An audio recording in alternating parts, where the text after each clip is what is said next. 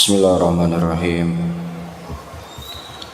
Assalamualaikum warahmatullahi wabarakatuh.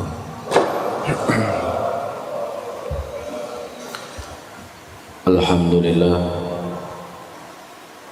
alhamdulillahi hamdan katsiran thayyiban mubarakan fih, mubarakan alaih, kama yuhibbu rabbuna wa yarda. Wa usalli wa usallim ala nabiyyina al-karim Muhammadin wa ala alihi wa ashabihi wa man tabi'ahum bi ihsanin ila yaumiddin. Saudara-saudaraku kaum muslimin dan kaum muslimat rahimani wa rahimakumullah, sebelum saya menyampaikan pengajian di subuh hari ini, Rasulullah SAW menyebutkan di dalam hadisnya, la yashkurullah man la yashkurun nas. Tidaklah seseorang dikatakan bersyukur kepada Allah siapa yang tidak bersyukur kepada manusia. Oleh karena itu kami ingin haturkan jazakumullahu khairan kepada Bapak Imam Masjid dan DKM Masjid yang telah memberikan kesempatan kepada kami menyampaikan sepatah dua patah kalimat. Mudah-mudahan apa yang mereka lakukan mendapatkan kemuliaan dan keutamaan sebagaimana dikhabarkan oleh Rasulullah, man sanna sunatan hasanatan falahu ajrun wa ujurun man tabi'ahu wa la yanqusu dzalika syai'un. Barang siapa yang seseorang membuat sebuah jalan daripada jalan kebaikan di dalam Islam ini, kemudian diikuti oleh orang yang lainnya, kemudian dia akan mendapatkan pahala dan pahala orang-orang yang mengikuti kebaikan tersebut. Amin ya rabbal alamin. Saudara-saudaraku kaum muslimin dan kaum muslimat yang dirahmati oleh Allah, ada sebagian sahabat Rasulullah yang mereka datang mengadu kepada Nabi SAW,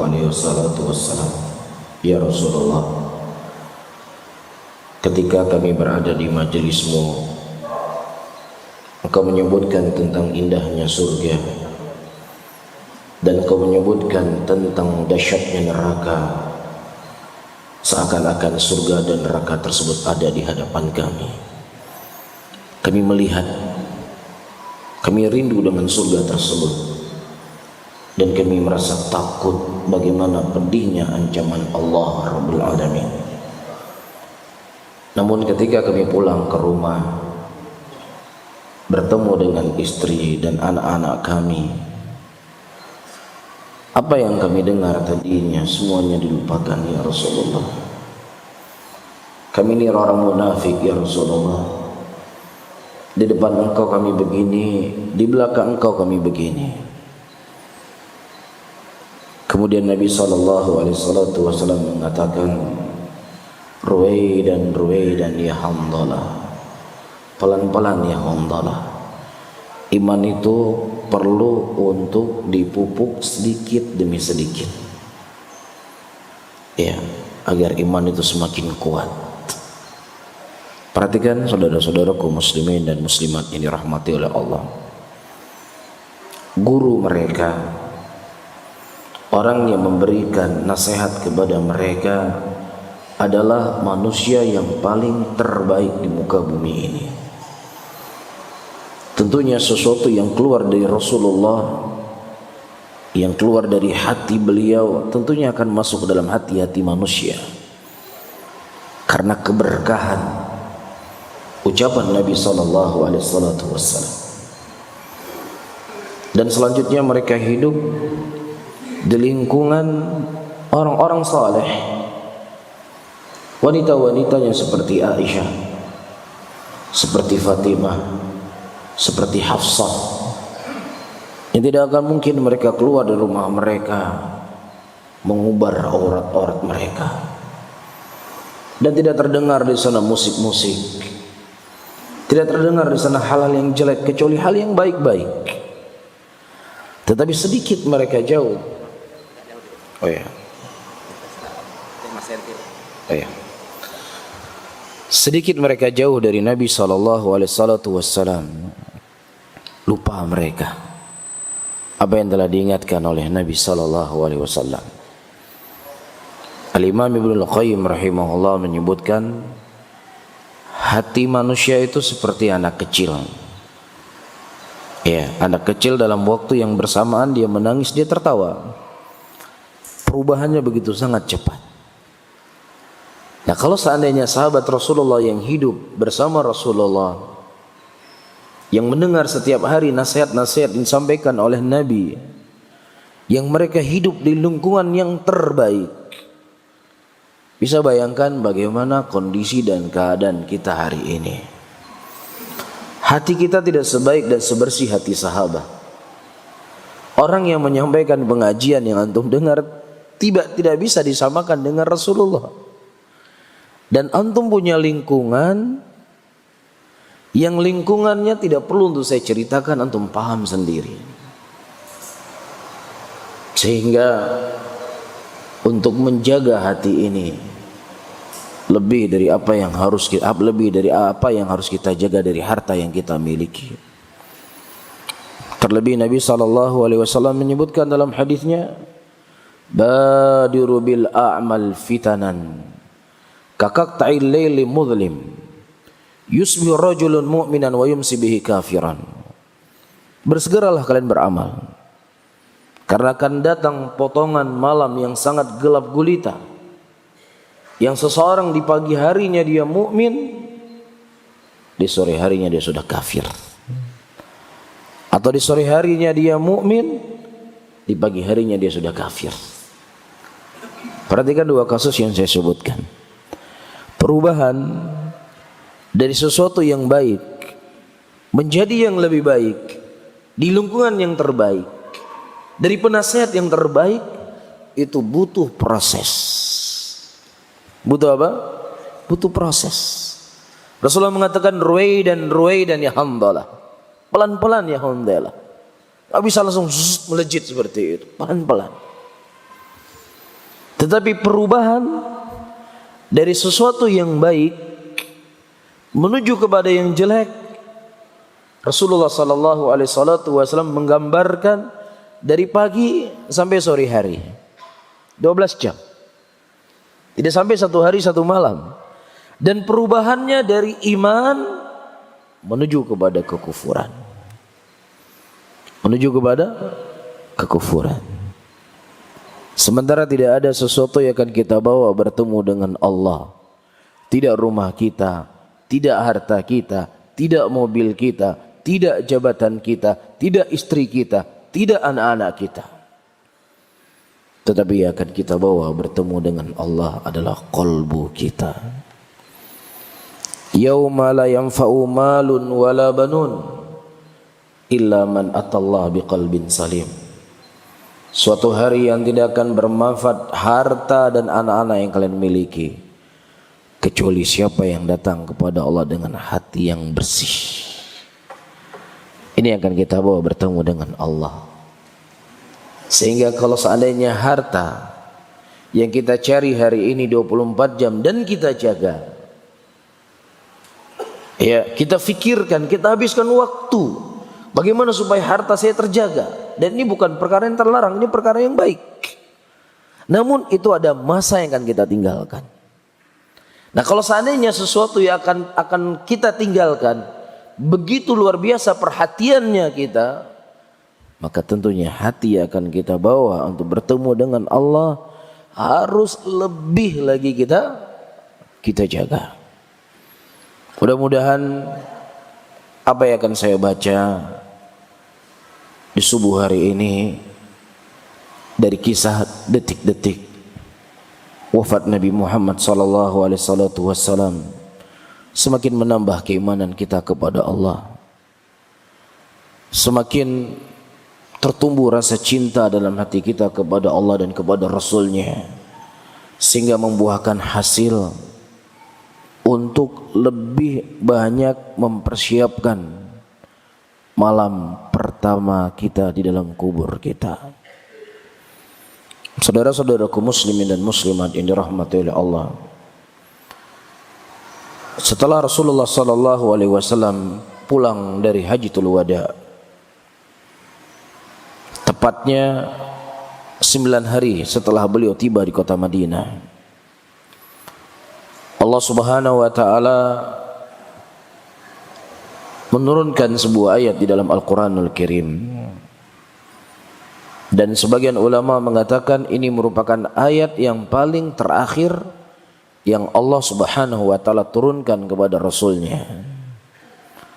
Adapun ayat al-yauma akmaltu lakum dinakum wa atmamtu alaikum ni'mati wa raditu lakumul Islam madina, itu diturunkan di Mekah ketika Rasulullah melakukan haji wada pada waktu itu.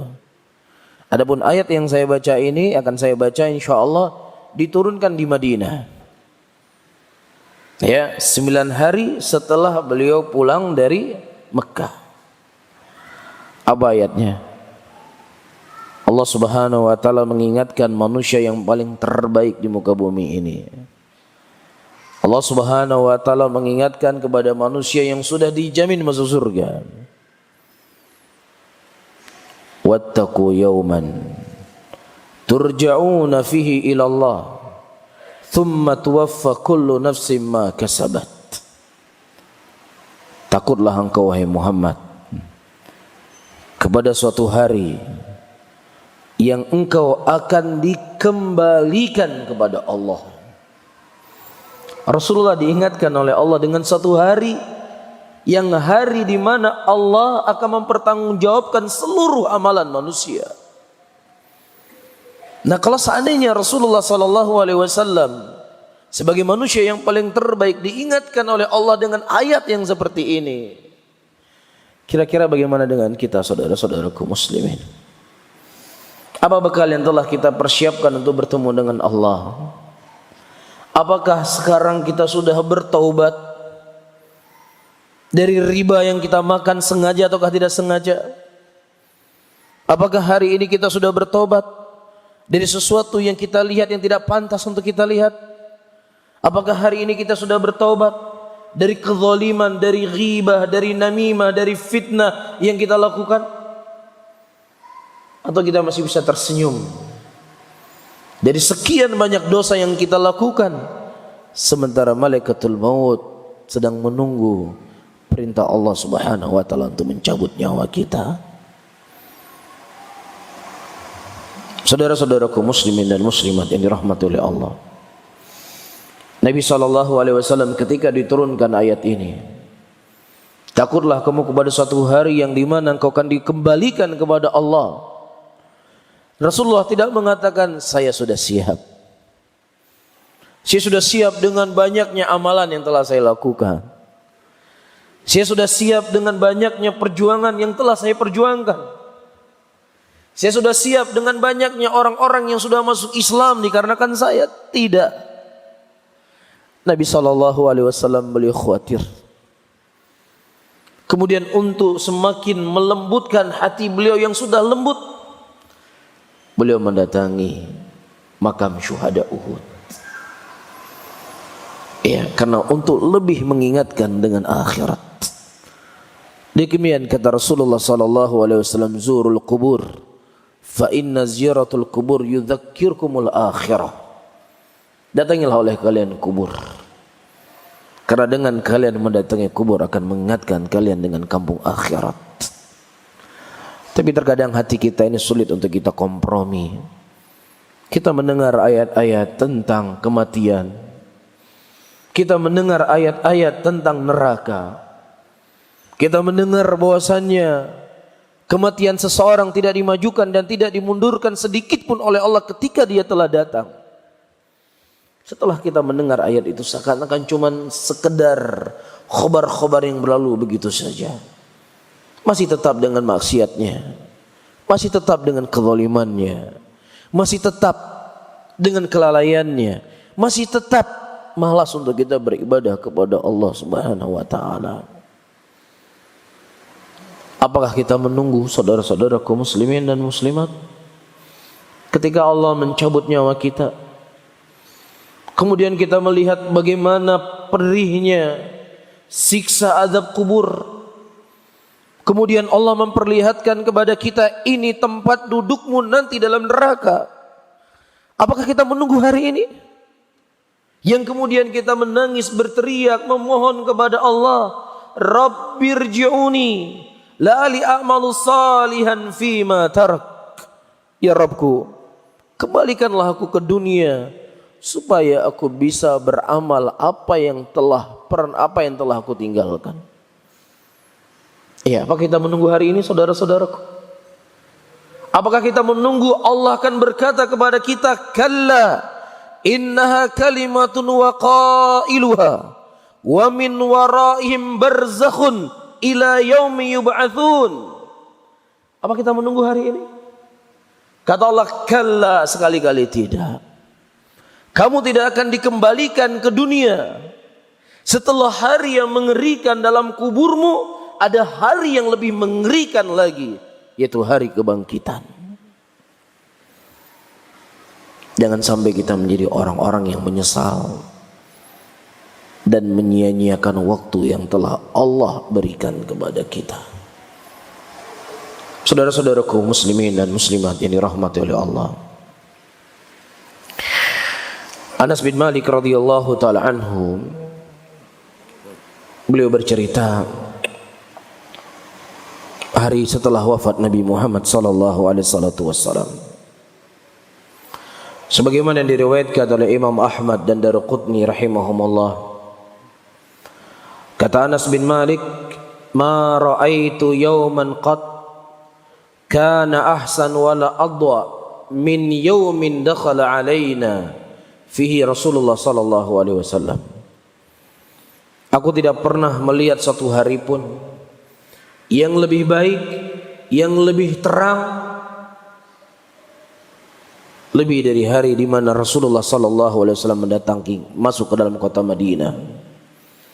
Wa ma ra'aitu yawman kana akbah wala adlam min yawmin mata fihi Rasulullah sallallahu alaihi wasallam. Dan juga aku tidak pernah melihat suatu hari yang lebih gelap, lebih dari hari di mana Allah mewafatkan Nabi Muhammad sallallahu alaihi wasallam. Pada hari Kamis adalah hari di mana Rasulullah sallallahu alaihi wasallam mulai merasa kesakitan. Iya, disebabkan racun yang diberikan oleh seorang wanita Yahudi di hari Khaybar. 3 tahun setelahnya racun tersebut masih terasa di badan Nabi Muhammad sallallahu alaihi wasallam. Iya, Rasulullah sakit dari hari Kamis, Jumat, Sabtu, Ahad, Senin, sampai hari Senin. Dan hari Senin itulah Allah mewafatkan Nabi kita Muhammad sallallahu alaihi wasallam. Kita akan menceritakan sedikit bagaimana kesakitan yang dirasakan oleh Rasulullah sallallahu alaihi wasallam. Bagaimana sakratul maut yang dirasakan oleh Nabi kita Muhammad sallallahu alaihi wasallam. Dan wasiat-wasiat yang indah yang beliau sampaikan di detik-detik sebelum beliau meninggal. Diceritakan oleh Anas bin Malik radhiyallahu taala anhu, sebagaimana yang dikeluarkan oleh Imam Bukhari dan Imam Muslim dalam sahih keduanya.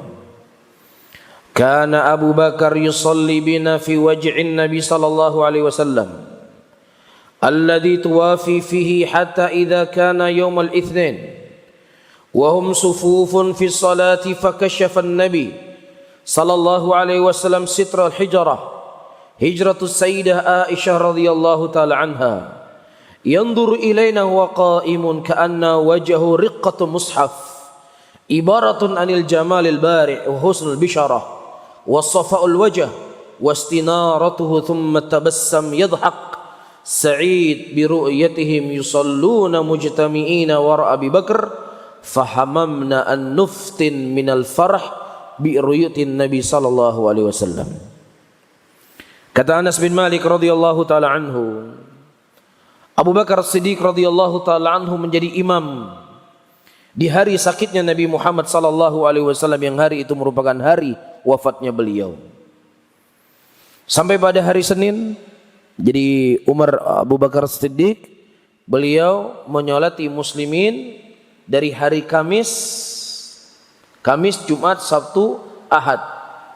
Para sahabat tidak melihat wajah Nabi sallallahu alaihi wasallam selama 4 hari tersebut.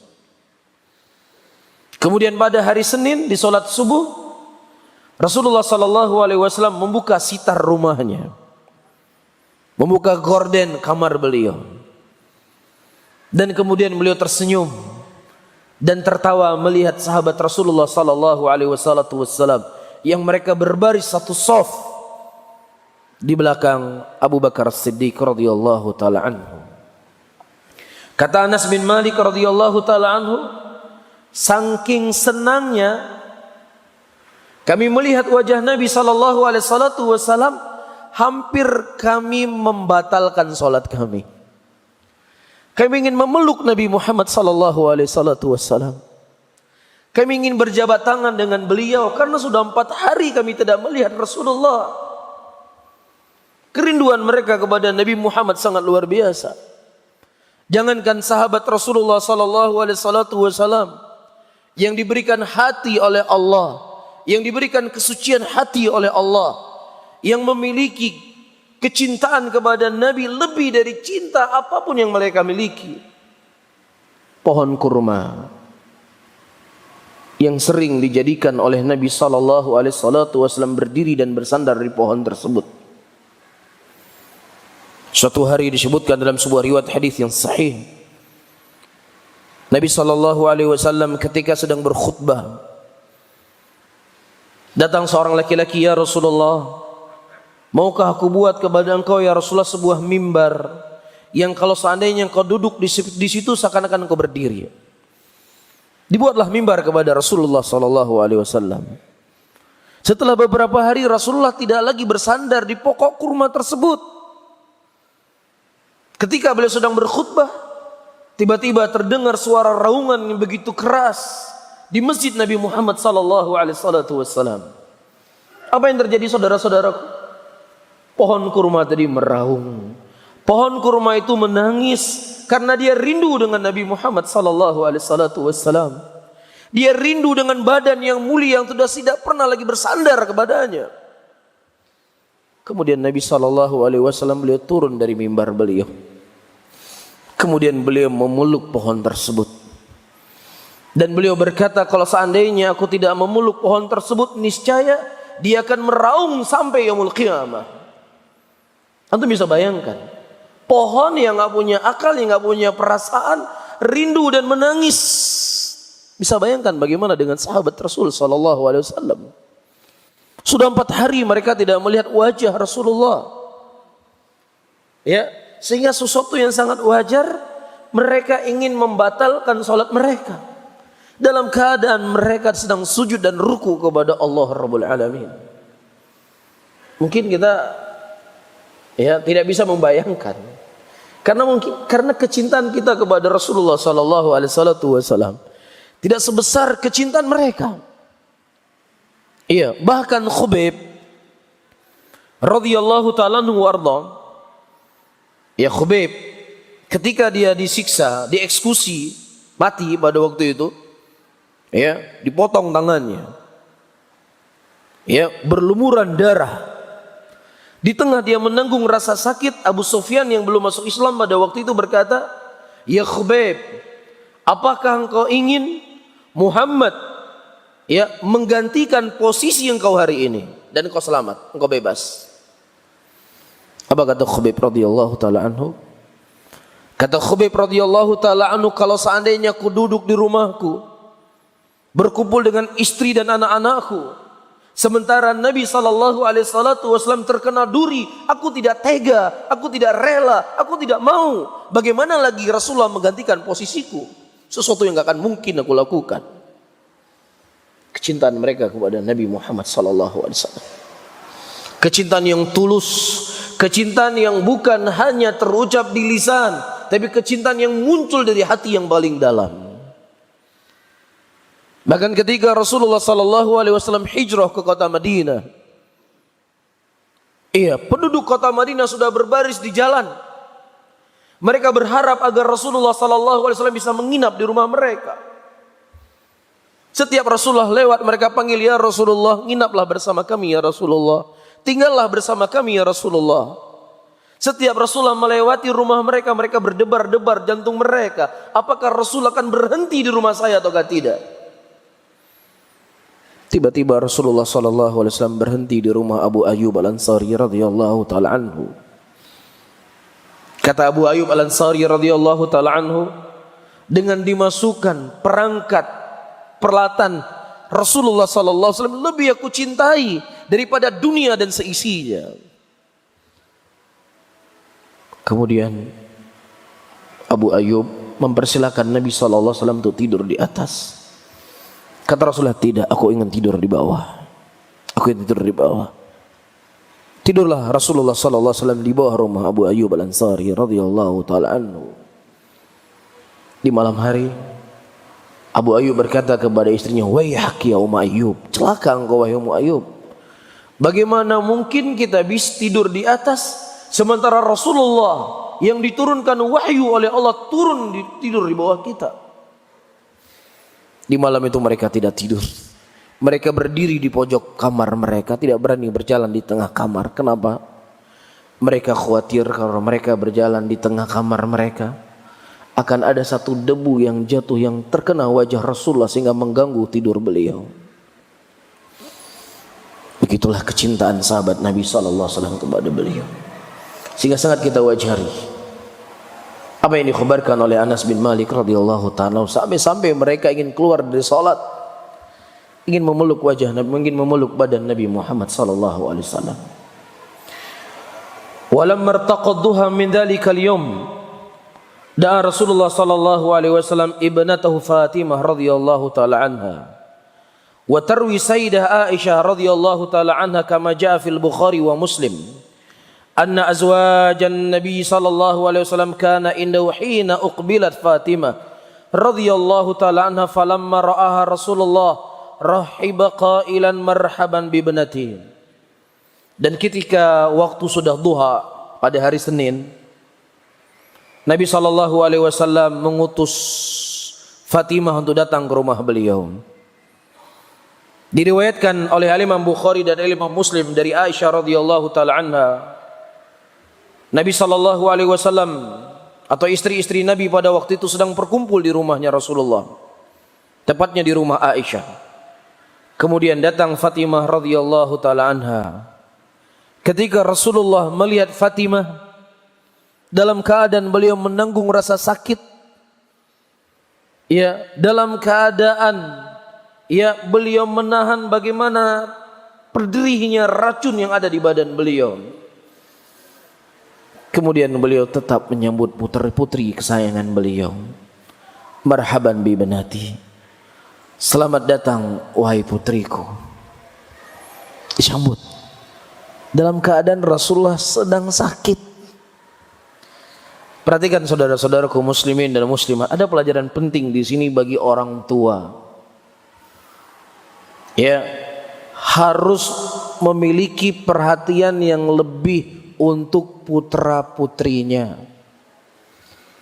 Jangan sampai anak kita pulang sekolah atau pulang dari luar rumah, kita tidak peduli dengannya, kita sibuk dengan urusan kita, sibuk dengan HP kita, sibuk dengan televisi kita, sibuk dengan tontonan kita.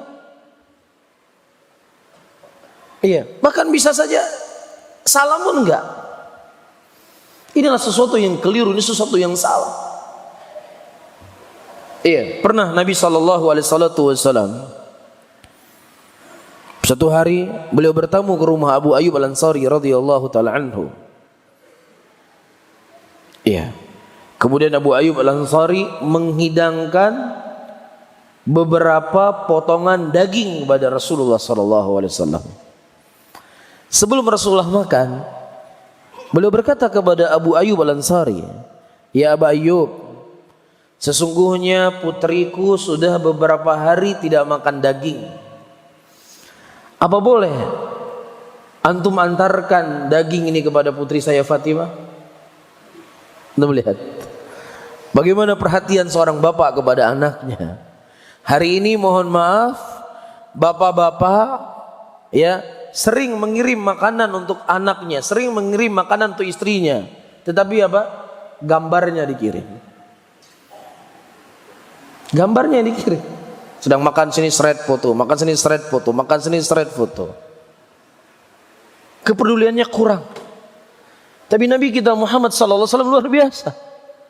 Hal yang sekecil ini pun beliau peduli dengan keluarganya. Beliau tidak ingin beliau saja yang senang-senang, sementara anak beliau makan apa adanya di rumahnya. Enggak. Apa yang membuat beliau senang, itulah yang beliau ingin menyenangkan keluarganya. Wahia ibnatu wahidah al-mutabaqiyah ala qaidil haya faqad mata kullu auladihi wa kullu banatihi fi hayatihi. Dan Fatimah adalah satu-satunya putri yang dimiliki oleh Nabi SAW di masa hidupnya, karena yang lainnya semua sudah meninggal. Anak perempuan Rasulullah yang lainnya sudah meninggal, anak laki-laki beliau lainnya sudah meninggal, cuman beliau sendiri tok Fatimah. Makanya di antara alasan yang disebutkan oleh para ulama, kenapa Nabi SAW tidak memberikan izin kepada Ali bin Abi Thalib radhiyallahu taala anhu untuk poligami. Disebutkan dalam Kitabus Sahih, ya, ada sebagian qabilah waktu itu mendatangi Ali bin Abi Thalib radhiyallahu taala anhu atau mendatangi Rasulullah, meminta izin kepada Rasulullah agar Rasulullah sallallahu alaihi wasallam menikahi putri mereka dari menantunya, itu Ali maksudnya. Rasulullah naik ke mimbar berkhutbah beliau. Beliau naik ke mimbar berkhutbah.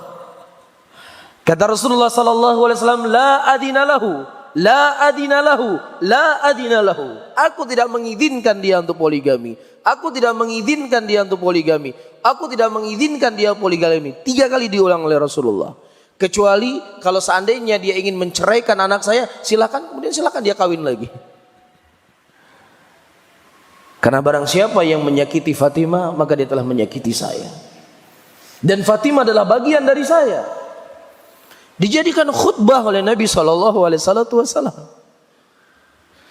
Dan di antara alasan yang disebutkan oleh para ulama, karena Fatimah radhiyallahu taala anha, ya, beliau hidup sebatang kara. Maksudnya nggak ada saudara-saudara sudah meninggal, saudara laki-lakinya sudah meninggal, ibunya sudah meninggal. Jadi Rasulullah tinggal ingin terganggu Aisyah Fatimah radhiyallahu taala anha.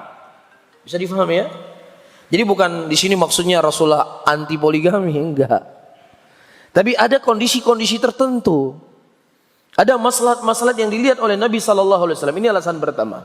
Alasan yang kedua, ya, pada waktu itu anak perempuan tersebut adalah anaknya Abu Lahab atau anaknya Abu Jahal. Tapi mereka muslimah.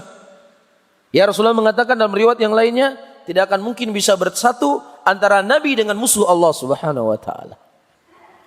Jelas ya? Jadi Rasulullah buat khutbah untuk tidak memberikan izin kepada Ali mempoligami anaknya. Makanya di antara hal yang disebutkan oleh para ulama, ada yang namanya syartun nikah, ada yang namanya syartun fin nikah. Kalau syarat nikah adalah syarat yang telah ditetapkan oleh Allah dan Rasulnya. Adanya ijab dan qabul, adanya mahar, adanya laki-laki dan adanya perempuan. Ada yang namanya syartu fin nikah. Syartu fin nikah adalah syarat yang disyaratkan di antara laki-laki dengan perempuan. Nah, kalau seandainya si perempuan tadi mensyaratkan, saya siap untuk menerima lamaran kamu, tetapi dengan syarat kamu tidak boleh poligami. Kalau seandainya laki-laki mengatakan iya saya siap, maka tidak boleh dia melanggar janji. Ini hukum Islam. Ya, Rasulullah mengatakan al-muslim ala syurutihim. Muslim itu diikat dengan syarat-syaratnya. Kecuali kalau si istrinya berkata, ya sudah bang, apa yang telah kusyaratkan pada akad kita sebelumnya, yulgha, dibatalkan, silahkan. Nah, boleh anda maju. Tapi kalau dia tidak membatalkannya dan anda sudah sepakat dengan syarat tersebut, maka tidak boleh anda melakukan poligami. Jelas ya? Itu yang ingin saya sampaikan. Islam ketika membolehkan poligami itu ada aturan-aturannya. Ya, ada cara-caranya, ada hal-hal yang perlu diperhatikan, bukan sembarangan. Ini sebenarnya yang ingin saya sampaikan. Iya. Kemudian thumma ajlasaha an yaminihi aw an shimalihi thumma sarraha fabakat bakaan syadidan falamma ra huznaha sarraha thaniyah fa idza hiya tadhak fa qultu laha ana min baina nisa'ihi khassaka Rasulullah sallallahu alaihi wasallam bisirri min bainana thumma anta tabkin. Kemudian Rasulullah menundukkan Fatimah di samping kiri atau di samping kanan beliau. Kemudian beliau membisiki sesuatu kepada Fatimah. Kemudian Fatimah menangis. Dan ketika melihat Fatimah menangis, Rasulullah sallallahu alaihi wasallam membisiki lagi kedua kalinya. Kemudian Fatimah tertawa. Iya. Kemudian Aisyah berkata kepada Fatimah, "Ya Fatimah, kami adalah istri-istri Nabi, istri-istri Rasulullah.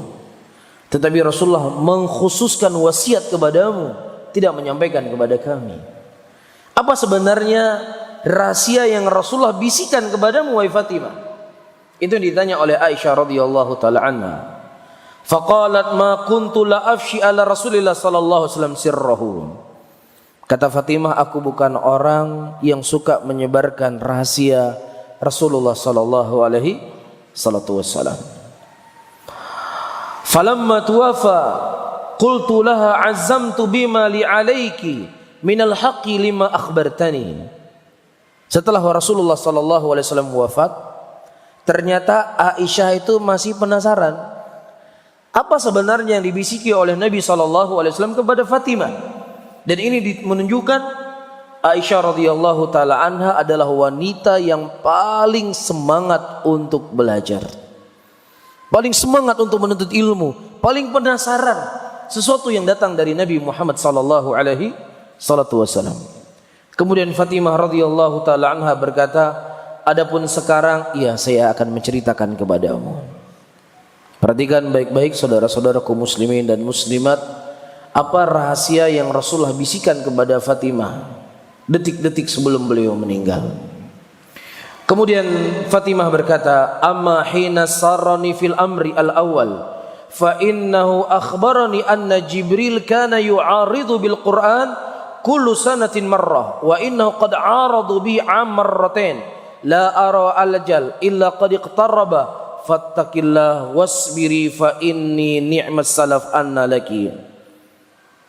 Fatimah menceritakan ketika Rasulullah sallallahu alaihi wasallam menyampaikan rahasia yang pertamanya, beliau mengatakan sesungguhnya Jibril mendatangiku setiap tahun satu kali untuk mendengarkan Al-Quran.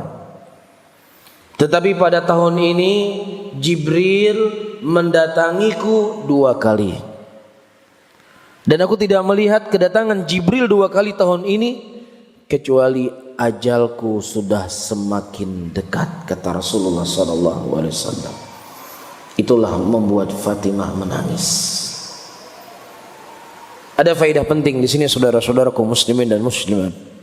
Mungkin sempat terfikir di benak kita, ya, siapa yang menyusun ayat-ayat di dalam Al-Quran? Siapa yang menyusun surat-surat yang ada dalam Al-Quran? Ya, dari surah Al-Fatihah, Al-Baqarah, Ali Imran dan seterusnya. Siapa yang menyusunnya? Apakah yang menyusunnya itu ulama? Apakah yang menyusunnya pencetak Al-Quran? Tidak. Yang menyusunnya itu langsung Rasulullah sallallahu alaihi wasallam. Di antara dalil yang menunjukkan al-hadis yang sedang kita baca. Jadi ketika Rasulullah sallallahu alaihi wasallam didatangi oleh Jibril, itu dibacakan Al-Quran 30 juz di hadapan Jibril. Iya, setelah atau di tahun meninggalnya Rasulullah, Jibril datang 2 kali untuk semakin memungkinkan Al-Quran tersebut dibaca 2 kali oleh Nabi SAW dari awal Al-Quran sampai akhir Al-Quran. Jadi yang menyusun itu adalah Rasulullah. Dalam riwayat yang lain Nabi SAW mengatakan, aku yang meletakkan begini dan aku meletakkan begini dan aku meletakkan begini. Jadi tidak dibenarkan seseorang mengubah-ubah letak ayat Al-Quran ataukah surah-surah yang ada dalam Al-Quran. Ya karena untuk memudahkan orang menghafal Quran dibawa juz amma di juz yang pertama. Ya, ayat-ayat yang sulit dibawa ke belakang sana supaya lebih mudah untuk dihafal. Enggak boleh. Karena inilah perkara tauqifiyah yang telah diatur oleh Nabi sallallahu alaihi wasallam. Pengajian kita sampai jam berapa? Sampai jam berapa pengajiannya? Sampai jam 7. Jam 7. Iya. Oh, lanjut. Baik. Kemudian Rasulullah sallallahu alaihi wasallam memberikan wasiat kepada Fatimah. Fattaqillah wasbiri fa inni ni'mas salaf anna laki. Bertakwalah engkau kepada Allah wahai Fatimah dan bersabarlah, dan saya adalah sebaik-baik salaf untuk engkau. Saya adalah sebaik-baik pendahulu untukmu. Inilah yang dijadikan sandaran oleh para ulama, ya, menyebutkan orang-orang yang mereka intima kepada Rasulullah disebut sebagai as-salafi. Dan ini adalah nama yang syar'i, tetapi bukan sekedar pengakuan, ya. Bukan sekedar pengakuan. Tidak mesti seseorang mengaku dirinya salafi dia sebagai pengikut siapa? Rasulullah sallallahu alaihi wasallam, karena butuh, ya, amalan dan praktek. Sesuai enggak kita dengan Rasulullah? Kalau kita tidak sesuai dengan Rasulullah, mengaku satu hari, ya, 1000 kali saya salafi, tetap kita bukan salafi. Jelas, ya? Kemudian qalat fabakat buka'il ladzi ra'aiti. Kemudian aku menangis seperti yang kau lihat pada waktu itu. Falamma ra'a juz'i sarrani thaniyah. Dan ketika Rasulullah melihat kesedihan di wajahku, kemudian beliau membisikku kedua kalinya. Apa yang dibisiki oleh Nabi? Ya Fatimah, ala tardina an takuni sayyidatin nisa'il mu'minin atau sayyidah nisa'i hadhil ummah. Wahai Fatimah, apakah engkau menginginkan untuk engkau menjadi pemimpin wanita nanti di dalam surga? Ini dibisiki oleh Nabi sallallahu alaihi wasallam. Fadhahikat dhahikal ladzi ra'aiti. Kemudian aku tertawa yang kau lihat pada waktu itu. Dalam riwayat yang lainnya disebutkan oleh Nabi sallallahu alaihi wasallam, wahai Fatimah, di antara semua kerabatku, di antara semua keluargaku, engkau orang yang pertama, ya, akan wafat setelahku. Ini yang membuat siapa? Fatimah menangis. Jadi bukan malah dia sedih akan meninggal, tetapi beliau bahagia, senang karena akan bertemu dengan ayahanda beliau Nabi Muhammad sallallahu alaihi wasallam. Iya. Kemudian waqad adhaka dzalika li anna satulqal ahibba. Satulqa abaha Rasulullah sallallahu alaihi wasallam wa talqa ummaha Khadijah radhiyallahu taala anha. Beliau ketawakan akan bertemu dengan ibunda beliau dan juga ayahanda beliau Rasulullah sallallahu alaihi wasallam. Wa sadaqa Rasulullah wa ma'a dzalik Fatimah radhiyallahu taala anha. Saya baca cepat, ya. Kanat tusyahid al alam wal mu'anah allati yush'ar bihi al habib. Wa dzalika daf'a kama fi riwayat al-Bukhari an Anas an taqul wa qarab abah, lakin Rasulullah sallallahu alaihi wasallam tuma'nahu qailan laisa ala abika qarbun ba'dal yawm.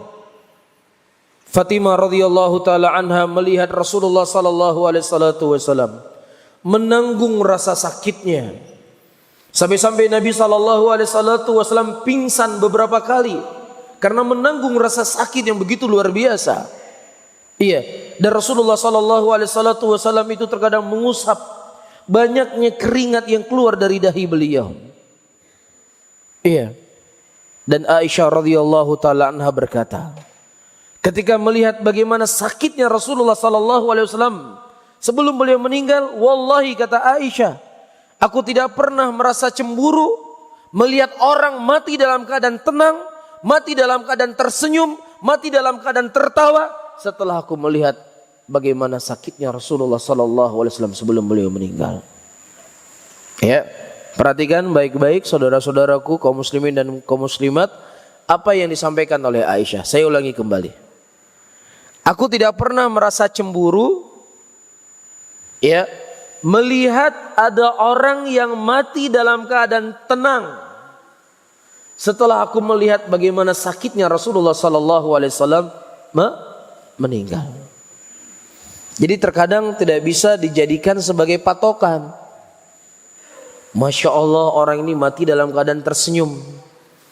Berarti selama ini apa yang dia lakukan walaupun terkadang menyelisihi daripada Al-Quran dan Sunnah, dianggap benar, nggak bisa dijadikan dalil.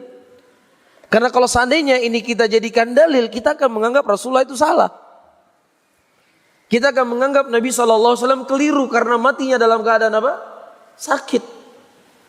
Tapi disebutkan oleh Al-Imam Ibnul Qayyim rahimahullah, ya disebutkan oleh beliau rahimahullah, kalau seandainya seorang mukmin, muttaqin, salihin, mati dalam keadaan sakit, maka itu merupakan akhir daripada penderitaannya, yang dengannya Allah akan menaiki derajatnya dan mengampuni dosanya, dan setelahnya dia akan mendapatkan kebahagiaan selama-lamanya.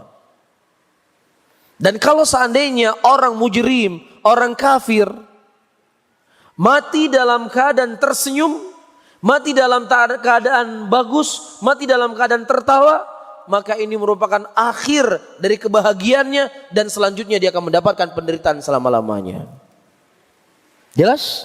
Dan kalau seandainya seorang mukmin meninggal dalam keadaan tertawa, dalam keadaan tersenyum, maka ini merupakan awal kebahagiaan yang akan dia dapatkan, dan setelahnya dia mendapatkan kenikmatan yang lebih besar. Tapi kalau seandainya orang kafir mati dalam keadaan menderita, mati dalam keadaan sakratul maut, mati dalam keadaan sakit, maka ini merupakan awal penderitaannya, dan setelahnya penderitaannya akan lebih besar dan akan dia dapatkan. Jadi paham ya? Jadi nggak bisa jadi patokan. Saya ulangi kembali, nggak bisa jadi patokan. Masya Allah, meninggalnya dalam keadaan tersenyum. Ya, mati sedang bunuh diri, tapi tersenyum ketika meninggal. Ya, mati sedang pasang bom di sana, bom di sini, meninggal tersenyum. Nggak bisa dijadikan patokan. Karena kalau ini kita jadi patokan akan salah Rasulullah Sallallahu Alaihi Wasallam. Bisa difahami ya? Baik.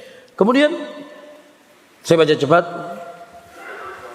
Fatimah radhiyallahu taala anha berkata, wahai bapakku, tidak habiskah penderitaan dalam hidupmu ya bapakku? Sepanjang hidup Rasulullah Sallallahu Alaihi Wasallam hidup lahir dalam keadaan yatim. Setelah beliau tumbuh, tiba-tiba ibu beliau meninggal. Bapak-bapak dan ibu-ibu bisa bayangkan seorang anak lahir hidup dalam keadaan yatim piatu. Tidak punya bapak, tidak punya ibu. Begitulah hidup Nabi kita Muhammad sallallahu alaihi wasallam. Kemudian beliau dijaga oleh kakek beliau. Setelah beberapa saat kakek beliau juga meninggal. Anak-anak yang lahir dari beliau juga seluruhnya meninggal, tinggal Fatimah. Dan terlebih ujian tersebut semakin besar ketika Nabi sallallahu alaihi wasallam mendakwahkan tauhid, mendakwahkan kepada Islam, mengingkari kesyirikan, mengingkari kebid'ahan, mengingkari kekufuran, mengingkari segala khurafat yang dilakukan oleh musyrikin Quraisy pada waktu itu. Ya, mereka menghargai 100.000 ekor unta atau 100 ekor unta nyawa Nabi Muhammad sallallahu alaihi wasallam. Beliau diusir dari kampung kelahirannya, dan ini membuat sakit Nabi Muhammad sallallahu alaihi wasallam. Beliau sebagai seorang nabi, beliau juga seorang manusia. Beliau berkata, ya Mekah ana uhibbuk. Wahai Mekah, sesungguhnya aku sangat mencintaimu. Kalau seandainya aku tidak diusir, aku tidak pernah keluar dari tempatmu, wahai Mekah. Iya. Dan juga di tengah beliau berdakwah, terkadang dilempari kotoran unta. Ketika beliau berdakwah, terkadang anak-anak kecil sengaja dikeluarkan untuk menghina Nabi kita Muhammad sallallahu alaihi wasallam. Tapi beliau tetap bersabar demi kita, demi umat yang datang setelahnya. Kalau seandainya Rasulullah sallallahu alaihi wasallam tidak bersabar pada waktu itu, saudara-saudaraku, mungkin hari ini kita tidak mengenal Allah. Hari ini kita tidak mengenal Rasulullah sallallahu alaihi wasallam. Mungkin hari ini kita akan menyembah kayu. Mungkin hari ini kita akan menyembah batu. Mungkin hari ini kita akan menyembah pohon. Tapi perjuangan Nabi kita Muhammad sallallahu alaihi wasallam dengan darah beliau, Islam sampai kepada kita hari ini. Apa kemudian kita pantas, saudara-saudaraku muslimin, mengingkari, melecehkan ajaran beliau? Kalau seandainya bapak kita hari ini yang memelihara kita, memiliki jasa yang besar untuk kita, belum ada apa-apanya dengan jasa Rasulullah sallallahu alaihi wasallam kepada kita. Di antara jasa yang paling terbesar yang dimiliki oleh Nabi sallallahu alaihi wasallam kepada kita, Allah sebutkan dalam Al-Qur'an, laqad mannallahu 'alal mu'minin idz ba'atsa fihim rasulan min anfusihim yatlu 'alaihim ayatihi wa yuzakkihim wa yu'allimuhumul kitaba wal hikmah wa in kanu min qablu lafi dhalalim mubin. Dulunya kita itu berada di atas kesesatan yang sangat nyata. Tapi diutusnya Rasul, diajarkan kepada kita Al-Quran, diajarkan kepada kita Sunnah, diajarkan kepada kita hikmah, sehingga kita tahu bagaimana kemuliaan Islam. Kita tahu siapa yang kita sembah hari ini. Ini harus kita perhatikan. Iya, jangan kita menyepelekan Nabi Muhammad sallallahu alaihi wasallam. Iya, karena beliau punya jasa yang sangat besar dalam hidup kita. Setelah beliau hijrah ke kota Madinah, apakah ujian tersebut berhenti? Tidak. Peperangan justru semakin banyak terjadi di kota Madinah. Ketika perang Khandaq, Rasulullah dikepung oleh musyrikin. Meninggal paman beliau di perang Uhud. Iya, dan ketika muslimin sudah semakin banyak di kota Madinah, ternyata ujian tersebut juga belum berhenti. Rasulullah diberikan racun oleh seorang wanita Yahudi. Rasulullah disihir. Hidup beliau dengan ujian, beliau dengan cobaan. Makanya Aisyah Fatimah radhiyallahu taala anha berkata, "Ya Rasulullah, kapan akan habis penderitaanmu, wahai bapakku? Di detik-detik engkau meninggal, engkau merasakan sakit yang begitu luar biasa." Ini perjuangan Nabi kita yang harus kita ingat. Kemudian Nabi SAW berkata kepada Fatimah radhiyallahu taala menghibur putri beliau. Di tengah beliau menanggung rasa sakit. Kata Rasulullah, "Laisa ala abika karbu ba'dal yawm." Wahai Fatimah, setelah hari ini bapakmu tidak pernah akan lagi merasakan kesakitan. Ini akhir kesakitan yang bapakmu rasakan. Dan setelah ini bapakmu akan bahagia selamanya. Jadi sebagaimana dikhabarkan oleh Aisyah radhiyallahu taala anha yang dikeluarkan oleh Imam Bukhari dan Imam Muslim, innahu lam yuqbat nabiyyun hatta yara maq'adahu minal jannah thumma yukhayyiru. Kata Aisyah dari Nabi sallallahu alaihi wasallam, tidaklah diwafatkan seorang nabi sampai diperlihatkan kepadanya surga. Ya, ini kekhususan bagi para nabi. Ini kekhususan bagi para rasul. Jadi ketika rasul itu akan dicabut nyawanya, diperlihatkan kepadanya surga. Kemudian diberikan pilihan, ingin wafat atau ingin masih hidup. Jelas ya? Rasulullah sallallahu alaihi wasallam pada waktu itu beliau berkhutbah. Beliau berkata, sesungguhnya ada seorang hamba yang diberikan pilihan oleh Allah Subhanahu wa taala dan dia memilih apa yang ada di sisi Allah Subhanahu wa taala. Itu di detik-detik beliau meninggal. Abu Bakar As-Siddiq radhiyallahu taala yang menangis pada waktu itu. Adapun sahabat yang lainnya tidak memiliki pemahaman sedalam pemahaman Abu Bakar As-Siddiq.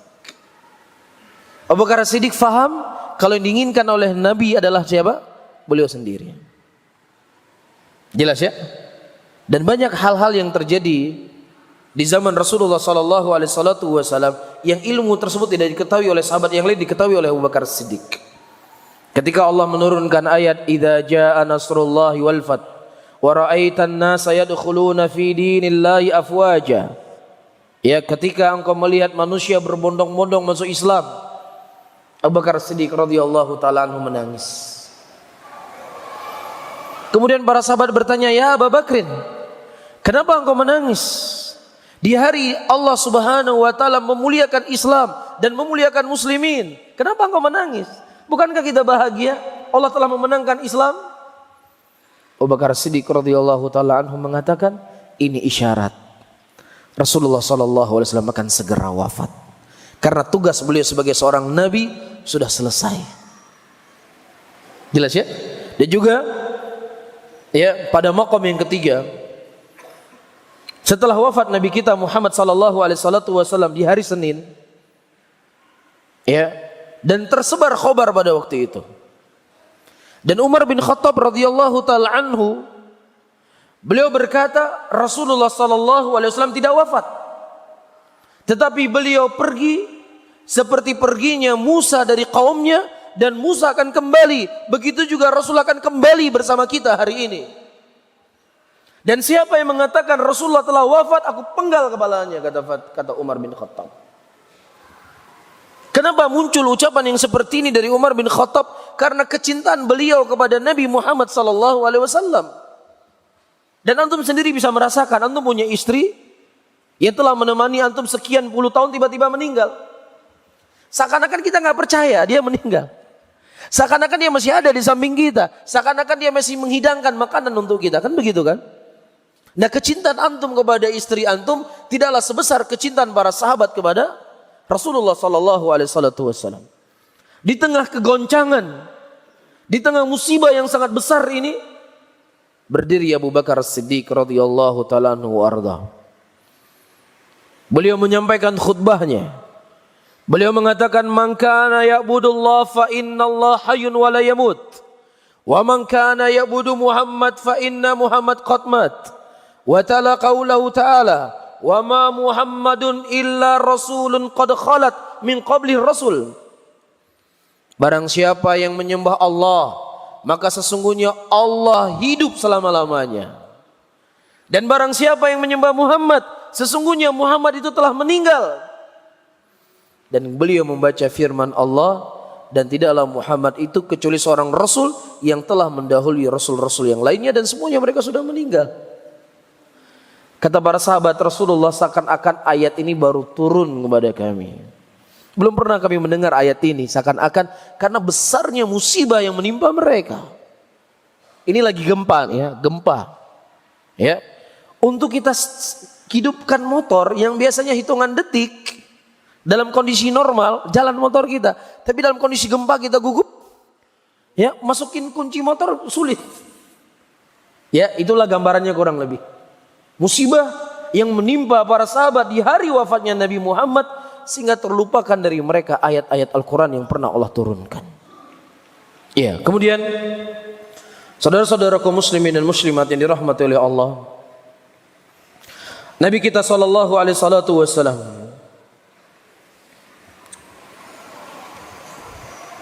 sebagaimana yang diceritakan oleh Al-Imam Ahmad rahimahullah dan juga Ibnu Majah dari Anas bin Malik radhiyallahu taala anhu, qalat kana amatu wasiyati Rasulillah sallallahu alaihi wasallam hina hadratul maut.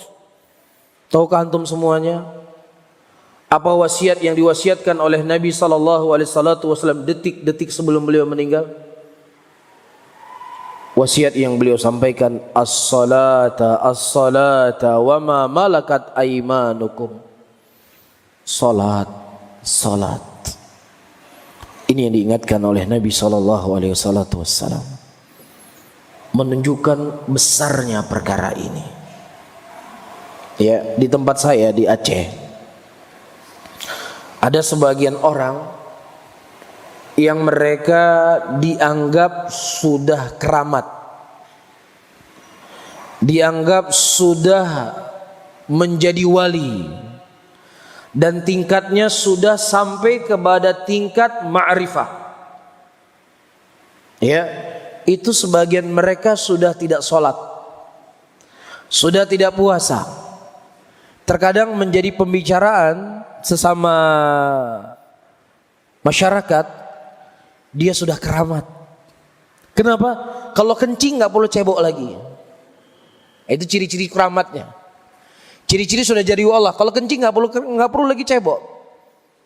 Ya, jadi kalau mata kita melihat dia nggak sholat, memang mata kita itu adalah mata orang-orang awam.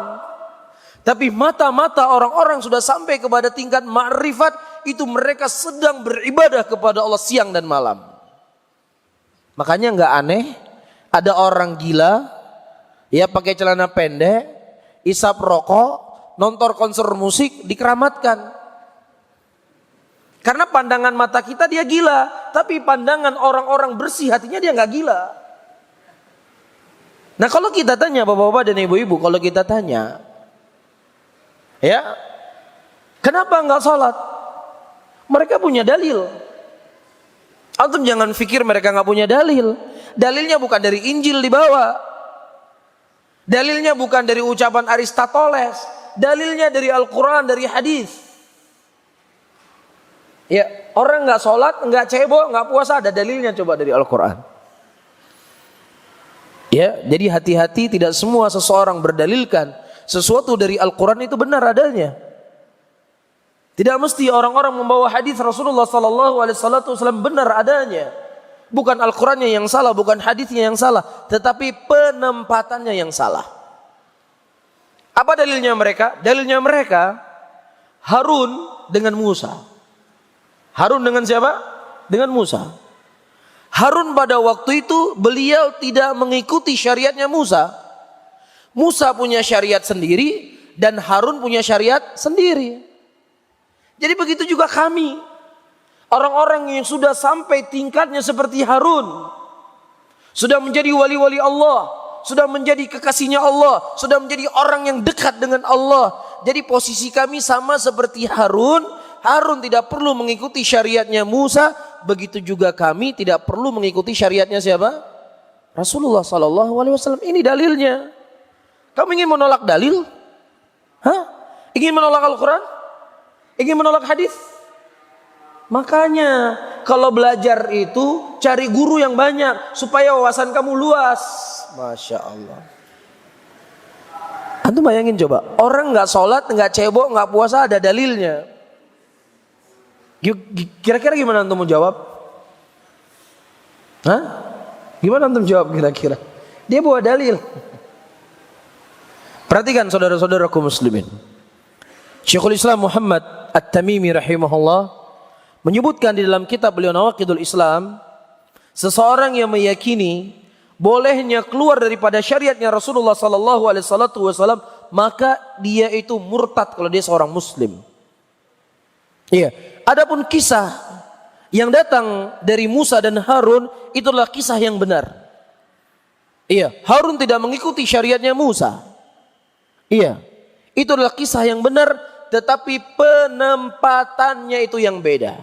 Pertama, dari kekhususan Nabi kita Muhammad SAW, sebagaimana yang dikhabarkan oleh Imam Bukhari dalam sahihnya, bu'ithtu ilan nasi ammah. Aku diutus oleh Allah untuk seluruh manusia.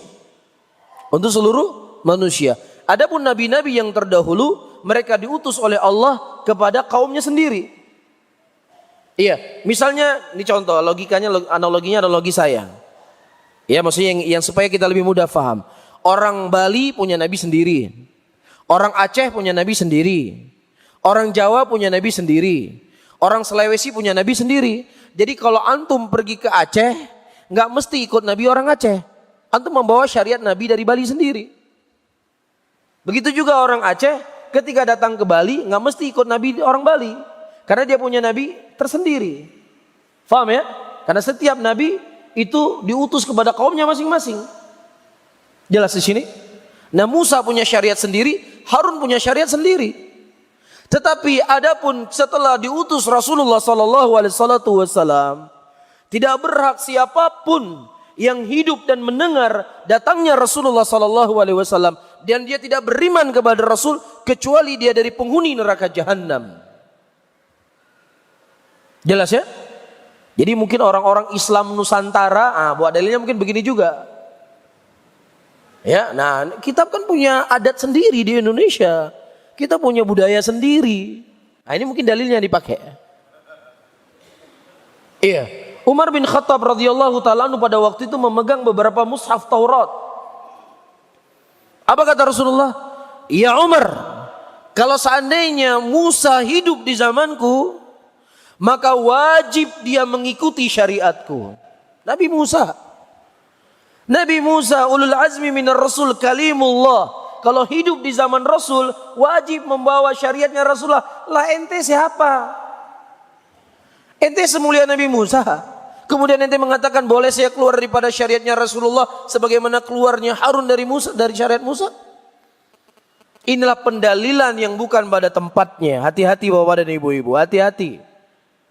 Hati-hati jangan sampai terkecoh dengan ayat Al-Quran dan hadis yang mereka sampaikan, yang peletakannya bukan pada tempatnya. Orang-orang Syiah yang mereka menghina istri Nabi Muhammad SAW, yang mereka mencaci maki istri Nabi Muhammad juga pakai ayat Al-Quran. Pakai dalil Al-Quran. Innallaha ya'murukum an tadhbahu baqarah. Sesungguhnya Allah memerintahkan kalian untuk menyembelih sapi. Di kitab-kitab tafsir Syiah, sapi itu maksudnya adalah Aisyah. Ayat Quran yang digunakan, hati-hati. Iya, orang-orang hari ini yang membolehkan kawin sejenis juga pakai Al-Quran. Iya, orang-orang hari ini yang nggak boleh mengatakan orang kafir itu juga pakai ayat Quran. Jadi hati-hati. Ya, di tengah banyaknya syahwat, ya, zina, riba, manusia di mana-mana, wanita-wanita bertabarrut memakai pakaian, juga dari sisi lain kita diperhadapkan dengan syubhat-syubhat yang begitu banyak. Orang yang seharusnya ulama yang menggiring manusia kepada jalan Allah, justru mereka yang menghalangi manusia dari jalan Allah dan mengajak manusia kepada jalan syaitan. Sehingga semakin menambah ujian kepada umat ini. Ya, sehingga tidak ada sesuatu yang harus kita persiapkan lebih dari persiapan ilmu dan berdoa dan bertakwa kepada Allah Subhanahu wa taala. Saya sampaikan pada pengajian saya kemarin subuh, Bapak dan Ibu-ibu yang dimuliakan oleh Allah. Ya, kita bisa bayangkan nanti kalau datang Dajjal di akhir zaman. Dajjal itu bisa menurunkan air hujan. Iya, Dajjal itu bisa menghidupkan orang yang mati. Dia datang ke sebuah tempat, terkadang air itu bisa diminum semua oleh Dajjal. Iya, dia akan mendatangkan seseorang yang mirip dengan ibu dan bapak kita, dan kemudian dia berkata, "Wahai anakku, ini Tuhanmu, sembahlah dia." Iya. Antum jamin kita bisa selamat iman-iman seperti kita ini? Hah? Orang gila saja jadi rebutan. Tai kerbau bisa jadi berkah. Tai kerbau. Pohon ya, yang ada di kota Yogyakarta, di alun-alun kota Yogyakarta, kalau dia berjalan dari satu titik, memegang pohon tersebut dari pintu-pintu tertentu, maka semua yang dia inginkan akan dia dapatkan. Pohon. Nggak bisa apa-apa dia. Kita tebang putus. Kita naiki sudah naik dia. Ya, ini datang Dajjal di akhir zaman punya kelebihan-kelebihan. Dia mengancam membunuh siapa saja yang tidak mau beriman kepada dia. Bisa selamat kita? Hah? Dengan Dajjal kecil-kecil yang imut-imut saja, kita sudah terkecoh. Kita sudah tertipu, kita sudah terpana, kita sudah terpesona. Bagaimana lagi datang Dajjal yang aslinya? Makanya Rasulullah selalu menganjurkan kepada kita untuk membaca doa ini. Karena ujian kita berat, saudara-saudara. Ujian kita berat, terlebih antum di sini. Ya, ujiannya jauh lebih berat di mana-mana antum melihat. Ya begitulah. Ya, di mana sehingga terkadang hal-hal yang besar itu menjadi kecil di mata-mata antum semuanya karena sudah terbiasa dengan hal yang antum lihat sendiri. Ya, jadi antum kalau kita di Aceh mungkin yang mayoritasnya Islam harus lebih lagi menjaga hati, maka di sini antum lebih harus ekstra. Harus lebih ekstra. Karena saya mendengar banyak wanita-wanita muslimah dipacari oleh orang-orang yang non-Islam kemudian murtad dari agamanya. Ini banyak kasus di sini. Ini sesuatu yang mengkhawatirkan. Sesuatu yang mengerikan. Dia pindah agama. Jadi hati-hati. Ya, antum punya tugas besar di sini. Tugas besar menyelamatkan iman antum.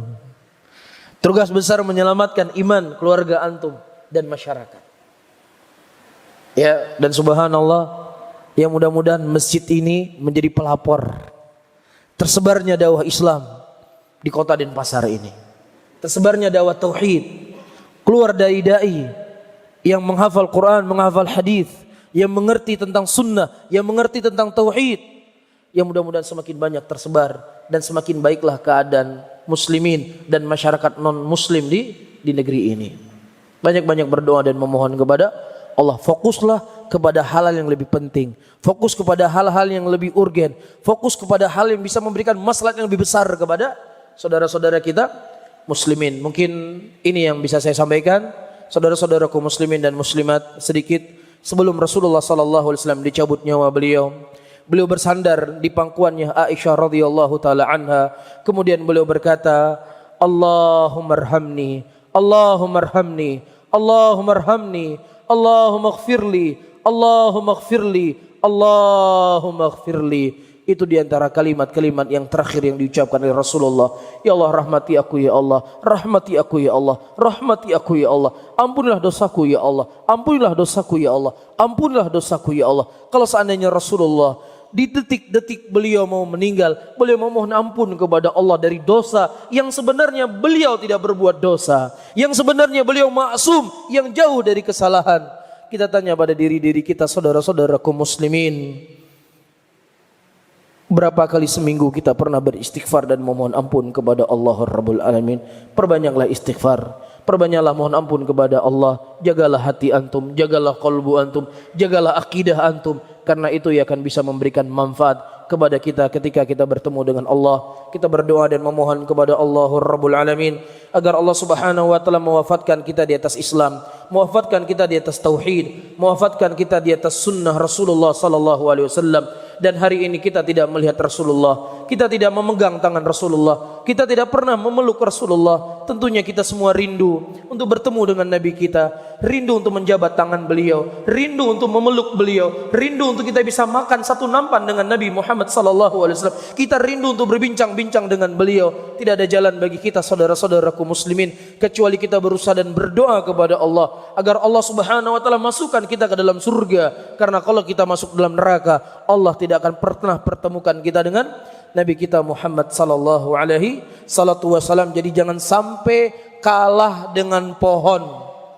Kerinduan kita kepada Rasulullah jangan sampai kalah dengan pohon. Pohon saja bisa rindu dengan Rasul. Kenapa kita yang punya hati, yang punya akal ini tidak ada rasa kerinduan kepada Nabi kita Muhammad sallallahu alaihi wasallam? Wallahu taala a'lamu bishawab. Mungkin ini yang bisa saya sampaikan. Mudah-mudahan bermanfaat bagi saya sendiri dan juga buat hadirin dan hadirat semuanya. Dan saya mohon maaf, mungkin ada kalimat-kalimat yang saya ucapkan ya yang mungkin karena beda bahasa, ya sudah melewati beberapa pulau dari Pulau Sumatera, Pulau Jawa ke sini. Tentunya ada adat-adat dan kebiasaan-kebiasaan atau bahasa-bahasa yang seharusnya tidak pantas untuk saya ucapkan terucap. Saya mohon maaf kepada bapak-bapak dan ibu-ibu dan para hadirin dan hadirat semuanya. Dan saya akhiri, cukup ya. Saya akhiri, Allahumma salli ala Muhammadin wa ala alihi wa ashabihi wa man tabi'um bi ihsanin ila yaumiddin. Wassalamualaikum warahmatullahi wabarakatuh.